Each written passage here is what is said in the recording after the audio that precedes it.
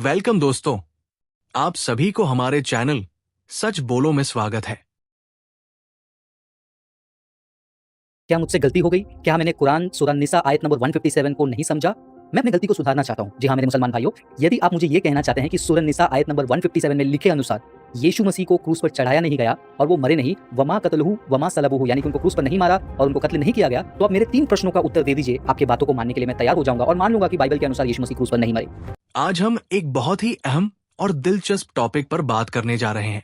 अक्सर कुछ ईसाई मुसलमानों से ये सवाल करते हैं। पहला सवाल, क्या अल्लाह धोखेबाज है?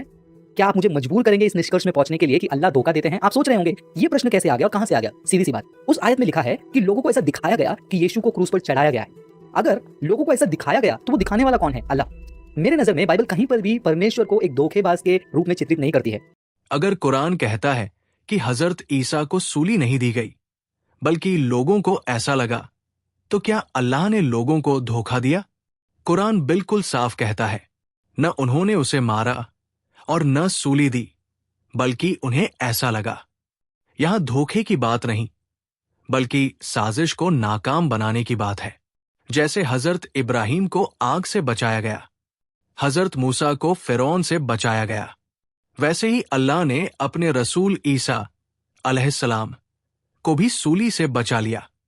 लोगों को जो दिखा वो उनकी अपनी चालों का नतीजा था, न कि अल्लाह की तरफ से कोई धोखा, बल्कि ये अल्लाह की हिकमत थी।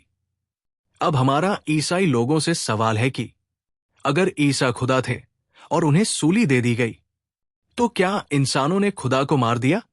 क्या खुदा इतना कमजोर हो सकता है?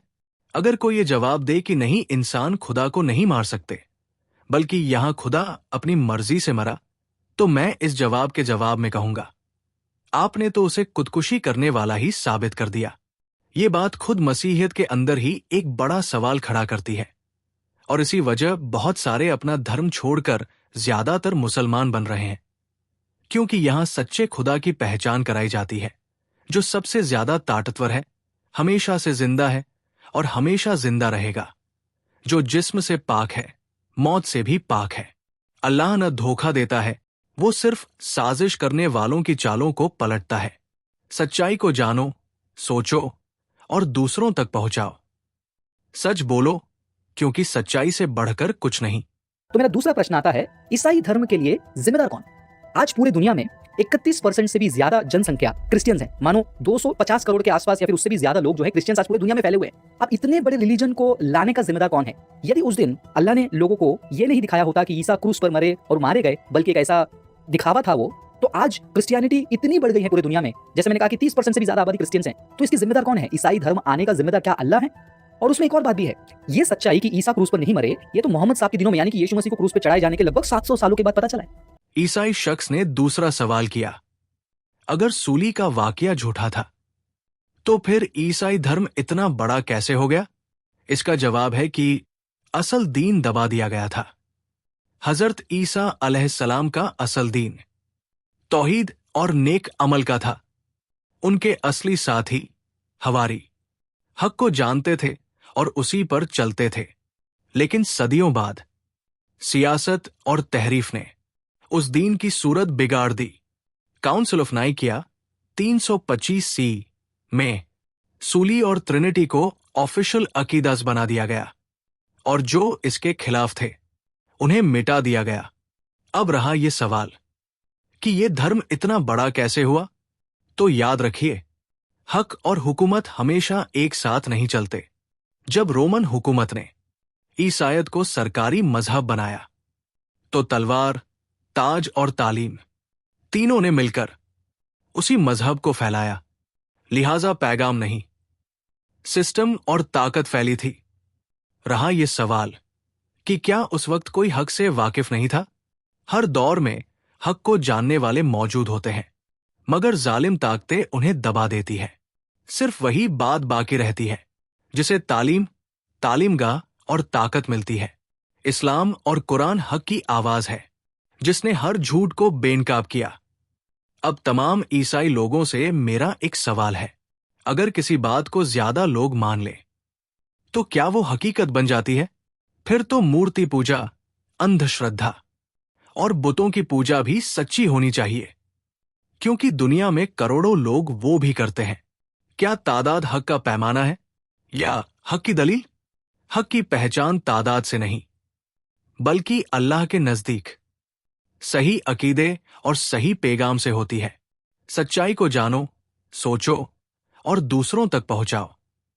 सच बोलो, क्योंकि सच्चाई से बढ़कर कुछ नहीं।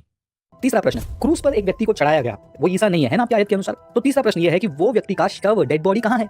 Where is the dead body? क्यों? अब चलिए तीसरे गैर मंतीकी सवाल की तरफ चलते हैं।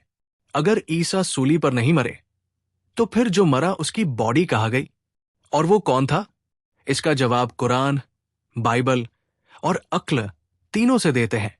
पहली बात, कुरान ने ये कहा ही नहीं कि कौन मारा गया, सिर्फ इतना कहा गया, बल्कि मामला उनके लिए शुभा बन गया, यानी it was made to appear so unto them.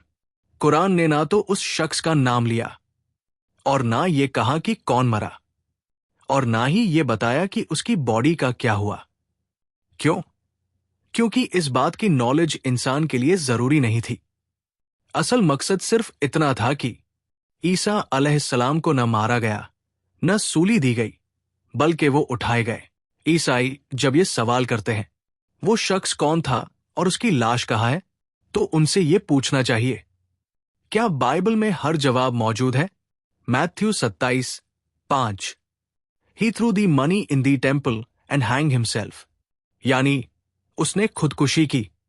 Acts 1:58, he fell headlong, his body burst open and all his intestines spilled out, यानी वो गिरा और उसका पेट फट गया। तो कौन सी बात सही है और उसकी बॉडी कहाँ दफन हुई? कोई डिटेल्स नहीं। तीसरी बात, अगर खुदा ने किसी और को ईसा की शक्ल दे दी तो वो मसीह का फर्जिया था। उसकी बॉडी की हिफाजत खुदा ने की या नहीं की, ये इल्मी मसला है, ईमानी नहीं। इस्लाम में ये बात पूरी तरह क्लियर है, ईसा अलैहिस्सलाम जिंदा है। उन्हें सूली नहीं दी गई, किसी और को सूली दी गई, जिसे लोग ईसा समझ बैठे। बाकी जिस शख्स को मारा गया उसकी बॉडी कहाँ गई, ये हिस्ट्री का सवाल है, ना कि अकीदा का। और इस जैसे हिस्ट्री के बहुत से सवालात किए जा सकते हैं कि इसके एविडेंस कहाँ है, उसके एविडेंस कहाँ है, वगैरह वगैरह। और हां, आखिर में मैं आप सबको ये बताता चलूं कि ईसाई बरादरी को अपनी बात साबित करने के लिए झूठ और धोखे का सहारा क्यों लेना पड़ता है। नीचे डिस्क्रिप्शन में एक वीडियो की लिंक दी जा रही है, उसे जरूर देखें कि कैसे कुरान का गलत ट्रांसलेशन बताकर ईसाई अपने लोगों की आंखों में धूल झोंकते हैं। इजाजत दीजिए, फिर मिलेंगे नई वीडियो के साथ।